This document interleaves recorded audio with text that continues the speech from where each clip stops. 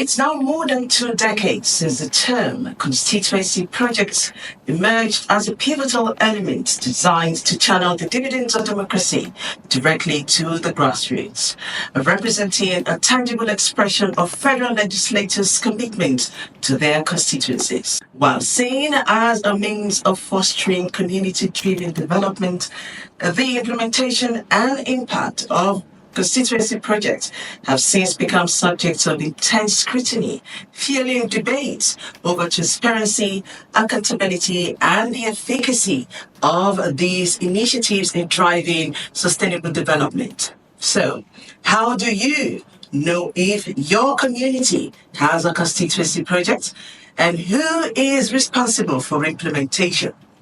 Hello and welcome to All About Nigeria. And I am your host, Romelia Islambedu. The dialogue continues in a moment. Stay with us. Thank you so much for staying with us on All About Nigeria. On today's edition of the show, we will be taking a look at constituency projects, a term that has come to stay, it does look like, in our polity. I'm no longer alone, because as you always know on the show, I have panelists with us in the studio. Of course, today we have Mr. Opoluwa Taiwo, who is a policy development analyst sitting on my left. Good day, and thank you so much for joining us on the show. All right, great to be here. Thank you for having me. And as always, we have a legal practitioner amongst us, Mr. Dotun Ajulo. He has joined us here in the studio as well. Hello, sir, and welcome to the show.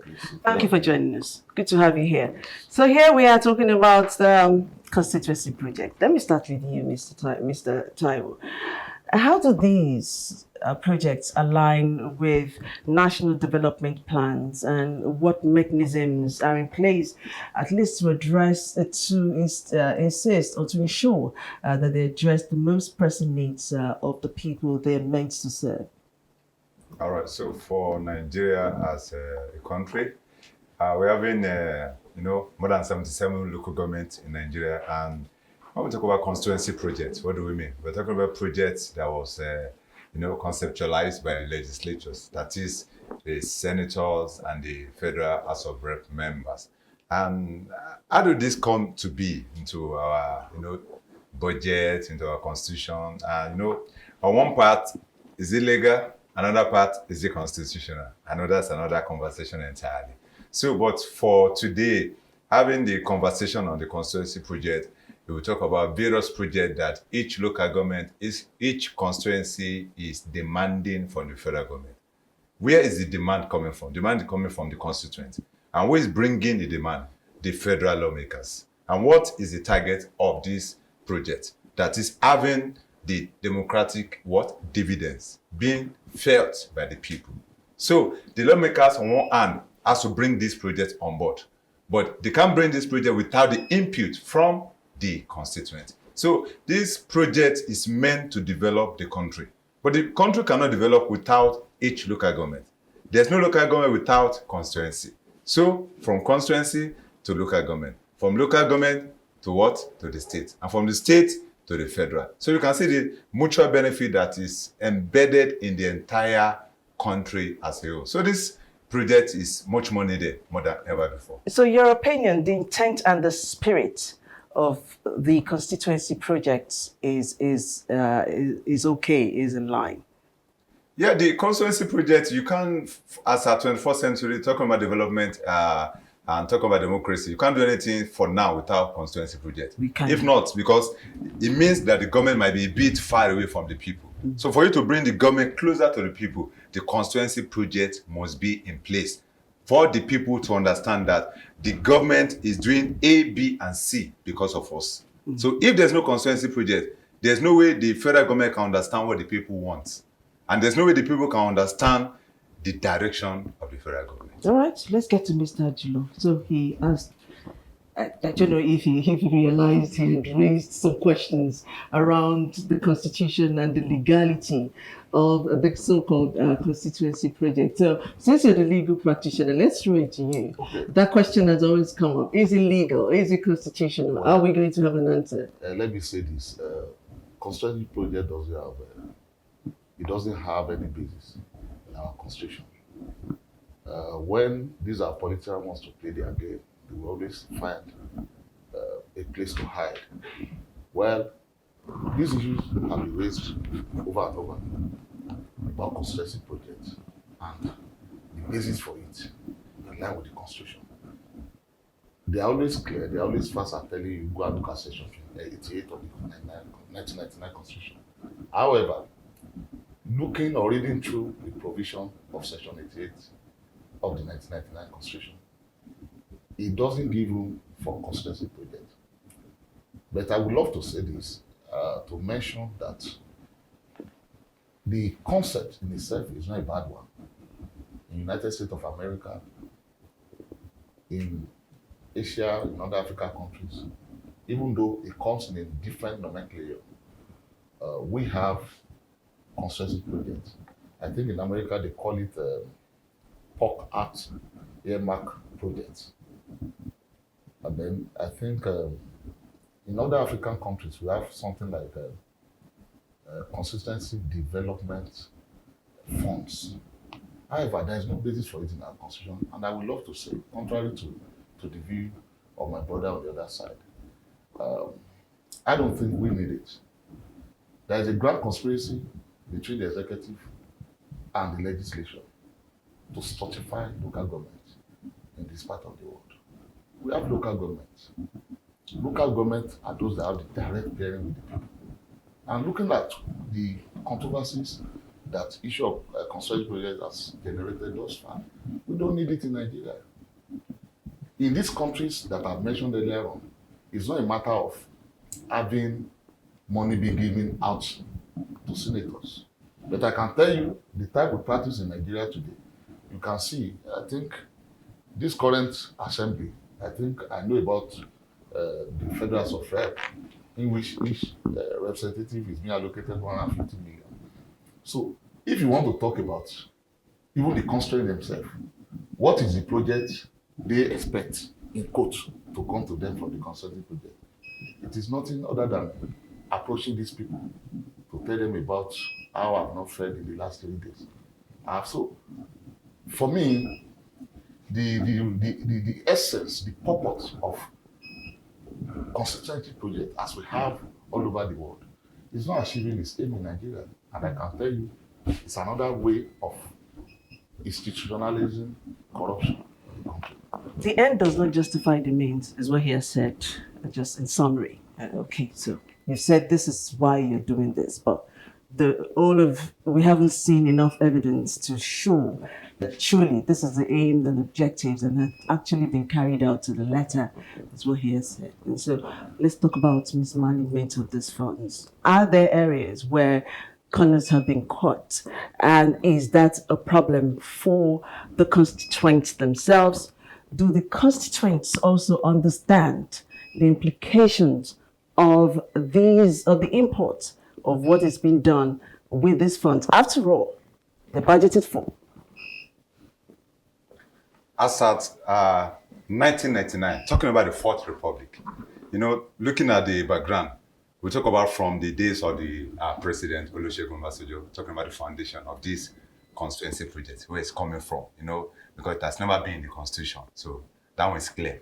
Now, at that period, various lawmakers felt that, okay, how do I bring down project down to my people for them to feel the impact of democracy? Because we're coming out from an era, the military intervention era. When there's military intervention era, there's nothing like projects.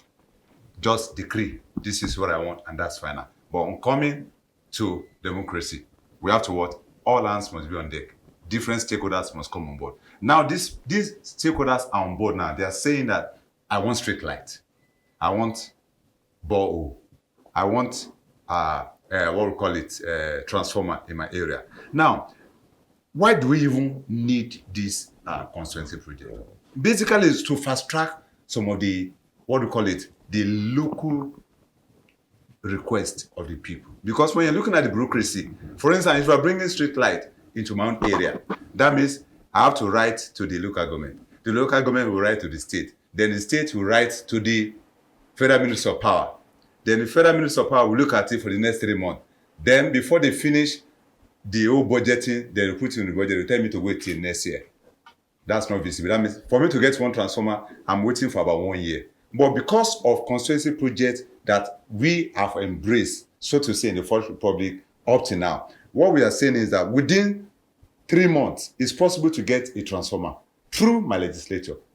But the onus lies more on the people to understand the content of this project and how to track the turnaround time of this project. So if you are expecting transformer and within 3 weeks, what have we done about it? What has your legislature done about it? Have they contacted the PACN or have they contacted any of the power distribution company? And when is it coming out? And who is fast tracking it? And who is tracking? And how much is involved in the process? Don't forget, when we talk about constituency projects in Nigeria, the first thing that comes to the mind of an average man is how much is involved. Like he said, 54 billion for the entire National Assembly, just for what? Constituency project. So how much is coming to my own representative? How much is coming to my senators? How much is coming to my House of Rep members? So out of this amount that's coming in the next 6 months, how many transformer can you give me out of that fund? And how many street lights can you give me out of that fund? And what are the time frame it will take for me to get those things? So these are the onions that lies on the citizen themselves to hold accountable their leaders. Because every time, like politicians will say, that you cannot separate politicians from what? Grab and sit tight. But the constituency has more to do on the impact. Let me come in a bit and ask you the question he had asked earlier. And he said, what then is the work of the local government chairman? Is this now room or ground for insisting that there is local government autonomy? Because although the timeline you gave that the local government chairman will take to give a particular project to his people compared to what the legislator will give, all of that can be sorted if true autonomy were to be given to the local government. Is it not the time for us to push for that rather than still continue with this way of the constituency project that has refused to go into the constitution? And as lawyers will say, it is illegal. All right, so the constituency project is, for now, is a welcome idea, and for now we can't run from it. But talking about the autonomy of the local government is something that is like long overdue. But when you're talking about autonomy, who is getting the autonomy? The local government administration, as of today, does not belong to the people that owns the LGAs. It's belonging to the politicians. And that's why we're getting it wrong. And that's why the autonomy cannot come now. Because the autonomy is still going to the politicians. That's what we're saying. This autonomy should go to the citizen of that local government, not the politicians. For instance, what do I mean? As of today, I'm talking about having the traditional rulers to be part of the local government administration. Fully part, not just giving them, allowance or salary. No, let them be part of the local government for us to be talking about autonomy. Because we are talking about autonomy, that means we are pushing more responsibilities, more security power to the local government. But that power must go to the people, not the political leaders. The power must go to the people. Is what I know you still want to stay on it is illegal, it is not constitutional. However, for 25 years, come May 29, we will. Okay, all right. The fact that is not in the constitution doesn't make it illegal. Okay. It doesn't make it illegal. Like I mentioned earlier on, in every part of the world, the developed nation that we're all looking up to, they have, though in a different name, they have room for consensus projects. But when we are looking at our peculiarity as a people, I understand quite well what my brother on the other end is saying. But when you look at our peculiarity, there is a deliberate onslaught to kill. We are not parties in the federalism. How many laws has our legislators made? And the primary duty of the legislators to make. So, the idea of consensus project in its entirety is not bad. It is not illegal. It is to bring about development. How do we make it beneficial to us? Because it's been here now almost 25 years. So you've said, though not constitutional, it is not illegal. And it does look like it has come to stay. How do we make the most of it? At the risk of not sounding pessimistic, let me be optimistic. I would say I don't have belief in the way we run our things in the country currently. That okay, we can make it beneficial to us. You can't hide away from the fact that one way or the other we benefited from this. But what we are saying, you can see the crisis they are currently having in the National Assembly about how about 3 trillion and all of this. I am more concerned that advocacy should be channeled towards the local government, with federalism be practiced.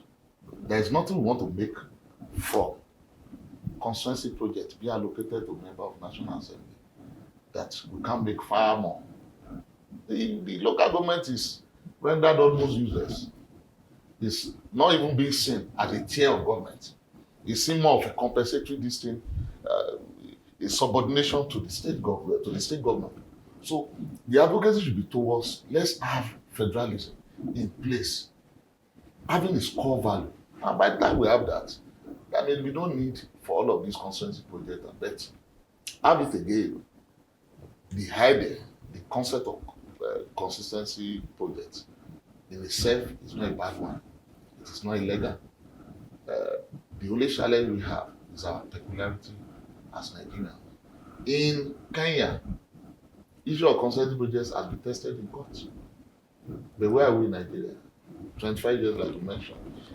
Okay, I know the law courts will always say, people will always say, lawyers will always say the law courts are not for the cruise. So unless you approach them, nothing will be given to you. So you said, where are we in Nigeria? Big question, but I'm going to ask you, in your constituency, the judiciary, what are you doing to ensure that at least these constituency projects are carried out to the letter? There must be a role you can play here. You've answered that even in your narration. The court is not a Father Christmas. Until you and I begin to say, okay, yes, you can't. One interesting thing about Nigeria of today is the level of awareness being brought by the advent of social media and the rest of it. Now you have budget IT. Yes, recently I was able to track off 2018 budget where a road in my local government was said to be completed by way of constituency project. And we had to do a letter, and people are on the run as I speak. So the court is not a Father Christmas until you and I, in the right spirit, begin to approach the court and give it to Nigerians, give it to this generation. We are standing up to it. Go to Twitter, go to Facebook, you can see it. So these things are there for us to be able to just have the budget, get it tracked, and let people begin to take. If I'm from Etiosa local government and my mind, I can decide, yes, I have the locus to take up my, what have you done with my court? So, but the court is not for that Christmas. Until myself and my brother stand up to it to say we approach the court. The court will not just want to come and say, you have money for construction project, but the projects were not delivered. You have to approach the court. All right. A quick break we'll have to take now. However, the verdict from our panelists is that you Nigerians must play a part. There is a role for you to play. What are those roles? We will know in a moment when we come back from this break. It is all about Nigeria, and we'll be back in a moment. Will you come join me and learn of my journey? Alele mama, alele mama.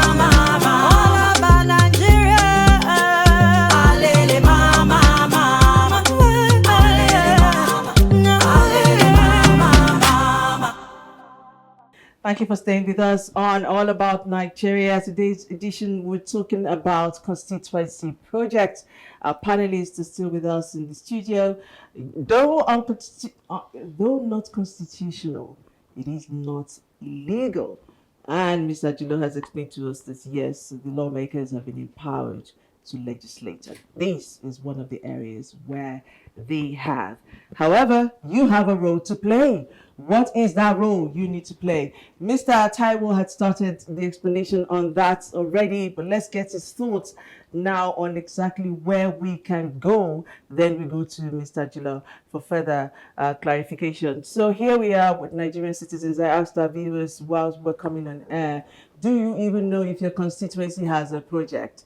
Do you know who your legislator is, either a senator or a House of Representative? That's usually where it starts from, isn't it? So you tell us, what are the steps Nigerians need to begin to take? You said the awareness is there, the sensitization is there, advocacy is what Mr. Jilo has also asked us to have. What do Nigerians need to do now to continue to track these projects? Okay, so for Nigeria, talking about the constituency project, it starts from your constituency, that is from your ward level. So what is the name of your councillor? From councillor, the next point of contact is the House of Assembly members. Okay, so for instance, maybe I'm permitted to mention name. From my own constituency, I know the name of my councillor, and I have the phone number of my councillor. So if there's any drainage defect in my area, my job is not to call the senator. The senator will not do that for you. The local government chairman will not do that for you. Those are where we always get it wrong. The first person to call, if there's any challenge with your drainage, is your councillor. So even understanding the roles and responsibilities of these offices of the legislators is very crucial. You must understand the roles of a councillor, the roles of a House of Assembly member, the roles of a Federal House of Rep members, and the role of a senator. There are different roles. Even though the summary of their job is making laws, but under that, there are different sub-roles that they play. So if there are challenges in my area in terms of security, who should I run to? I run to my DPO. But before getting to the DPO, you inform the House of Assembly members.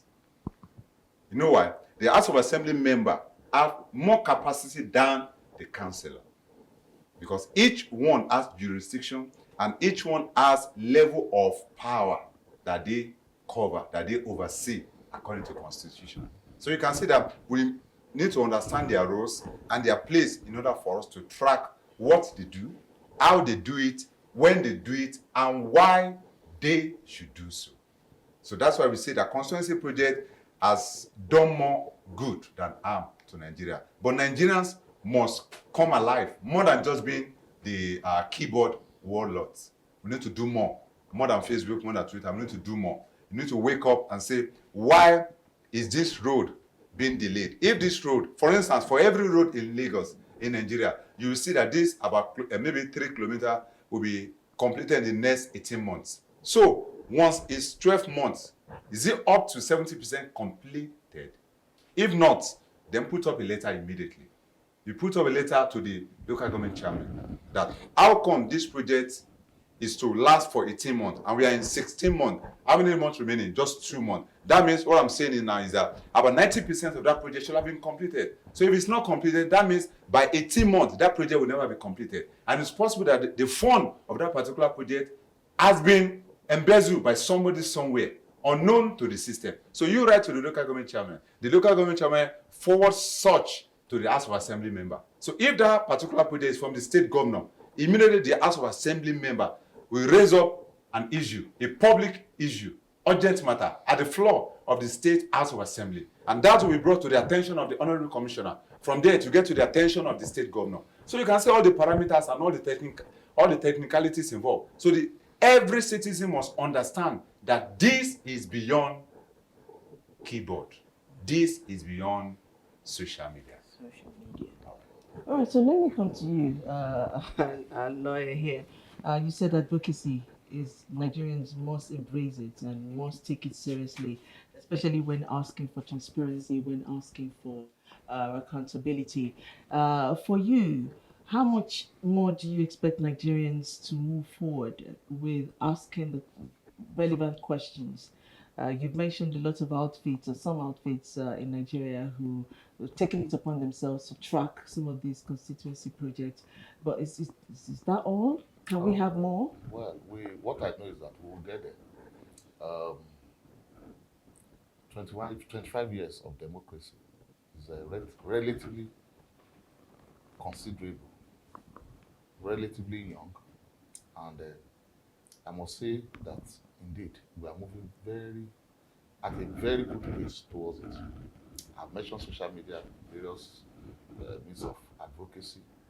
Like I've said to you, the judiciary is doing so much. Before now, if you come up with what we call public litigation kind of process or approach to courts, you have an embargo. They will ask you, what is your locus? But we have, just recently, we have authorities decided by the apex court to say the Rubicon that I have to cross to establish my locus in a matter of urgency, maybe on the road, anything that is of concern to the generality of the people. It must be that very liberal. You don't need to be asking me, you don't live in Ikeja, you live in Isolo. You are only working in Ikeja and you cannot ask questions about Ikeja. So I will encourage Nigerians. I always say it, maybe because I'm a lawyer, the best way to curb excesses of particularly executive legislation is still the law court judiciary. Nothing stops you as a citizen resident within the Ikeja local government to take up action against the Ikeja local government chairman, against the governor of Lagos State. Suing people is not second nature to us in this part of the country. Yes. I mean, you hear it everywhere. I will sue you. I will sue you. That's just a joke. I'm only saying that. But is that a culture we need to imbibe? We have imbibed it. I don't want to start mentioning. We have groups that there is practically no month that they don't approach courts. Okay, let me say this. We have Sarah. That's on every. Then you see, I made mention of social media. He says something, it must go beyond keyboard. But the keyboard thing in itself is working.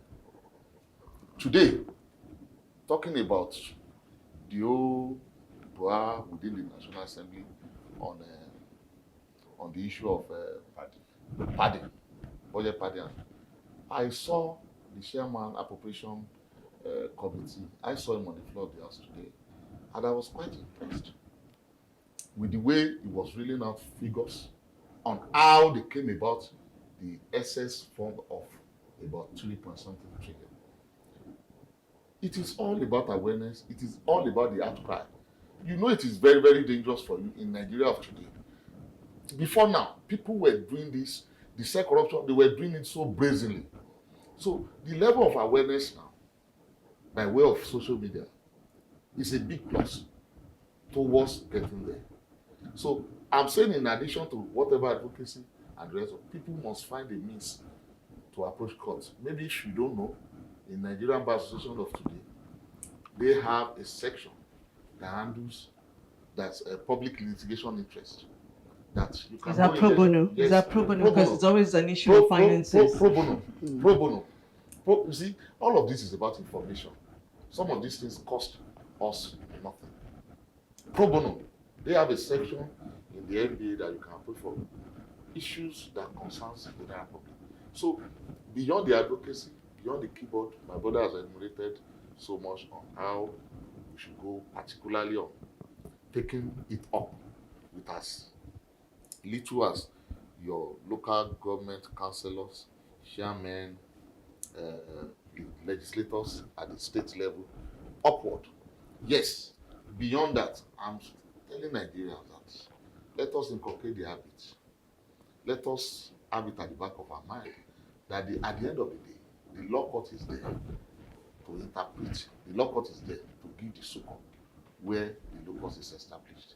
So beyond every other thing we are saying, is a step we should take further. Let's learn to approach the court. Let's learn to. You feel the courts has a role to play, Maybe but until that role cannot be played until the citizens themselves approach the courts Very well. to make demands and ask for prayers to be answered very well. by the court. I mean, valid. That's fair enough, isn't it? Absolutely. It's fair. So for the legislators themselves, I mean, you always hear Senate committee on this, hardly any sector, but there isn't any Senate committee on. So who's policing the constituency project? Do they have a process of checkmating, making sure if you said you were going to do this borehole in this state, in this community, did you do it? 4 years after, somebody else takes over and there's another constituency project that person is pursuing, and the one you had talked about before wasn't done. The people are still not enjoying the dividends of democracy. Do we have that checkmating process on with the legislators, and can that be enforced too by the citizens? Yes, absolutely. Like the lawyer have rightly said, we need to open up our mind in approaching the court, and after approaching the court, talking about the constituency projects, there's something we call reporting system.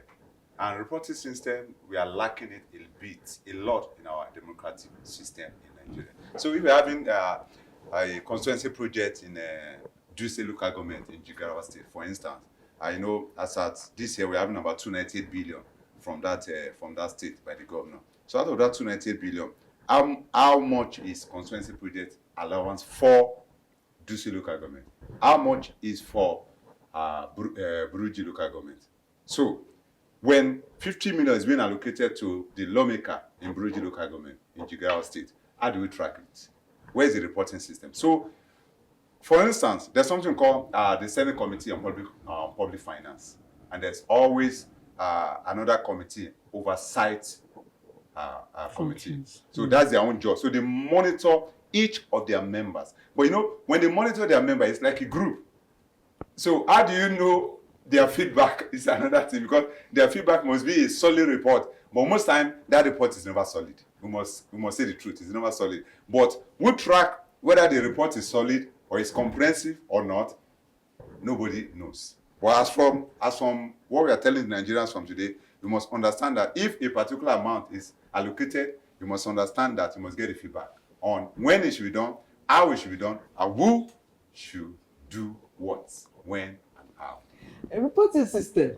Do the legislators owe us at least that transparency if it is on their website, say Rumelia local government's website, so for example, and then you give all the funds that have been allocated to my local government. I mean, I see it on the website, how it's been disbursed, what has been done so far, what we stopped, and where the money, where the funds allocated could get us to. If we needed 100 million, we got 50. That means we should get halfway. I mean, should we have that kind of reporting as well? No, the transparency has always been there. That's true, at least. Okay, let me not say transparency has always been there, but there's always been provision for that transparency.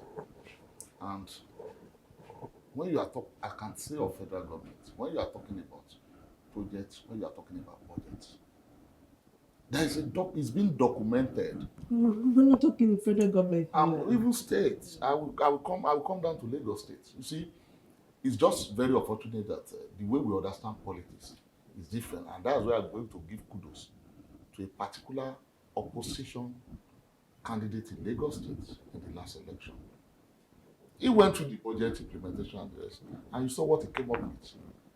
In the most modest manner, writing a letter, and you can see the Lagos State government was up to it to answer down to every penny. Money even allocated to lawyers, to some law firm, and which. So it's always there.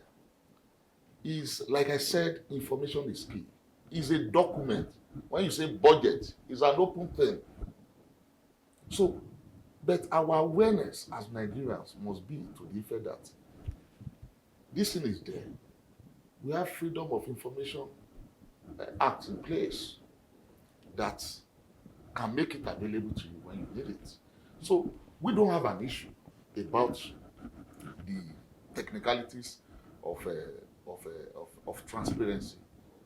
Budget Constituency project and what have you is a document which is accessible to every desirous Nigerian. Desirous, that's the word. So Desirous. the interest has to be there. It has to be The there. interest has to be You there. see, the thing is, God forbid poverty. Because of our economic situation in the country, you see, even when you want to go and get a job, a litigation process done pro bono, you think about transport. So when you are talking about getting an information, you think about writing a letter, delivering it to the necessary to the necessary department or section of government. So these are all the limitations that I think, but the thing is always there. Let us raise our social awareness to that level. There is nothing secret about budget. You and I can track it. Like I just told you, I got a newspaper from my uncle last year, December. And when I saw how he used his pen to underline certain things, that raised my curiosity about the paper. I'm going through it. What my uncle underlined were so-called projects implemented and completed in my constituency, whereby it was a road construction, a block, in fact, a block was not dropped on that road. The road is still as bad, and this was as far back as 2018. So there is nothing secret about it. The implementation will definitely be an issue. It's always an issue. But you see, you can track, you can trace. It's a document, it's accessible to you and I, so long we are desirous to have it. So we must be interested in it. So Nigerians, from what we've heard now, Nigerians need to be interested Yes. in what's going on in their community, in their constituencies. Follow the news, and then you understand exactly what your legislator is doing. I know Nigerians have other things they're preoccupied with, and following, except of course when they haven't had power for a very long time, or when there's no food or high cost of living. But we must take it beyond that. We must take it beyond that, because this is now all about collective and a sovereign fund, which must be judiciously utilized. Thank you so much, gentlemen. Mr. Kwelo Taiwo, thank you so much for coming on the show today. Mr. Taiwo is a policy development analyst who joined us live in the studio. And of course, we have Mr. Dotun Ajulo, who is a legal practitioner, also weighing on the matter. Appreciate you, sir. Thank you for coming on the show. Thank you. Okay, viewers, that brings us to the end of our conversation, of our discussion today on the show. Of course, it is all about Nigeria. How we do it here. Of course, constituency projects are projects that need to be tracked. It's the journey towards Nigeria where every citizen reaps the benefits of its democratic promise. And it's long and can be arduous.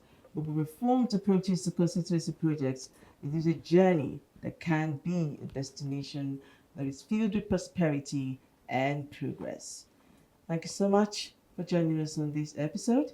All About Nigeria. We'll be back another time. Until then, I am Romelia Isamido, telling you to stay informed and engaged.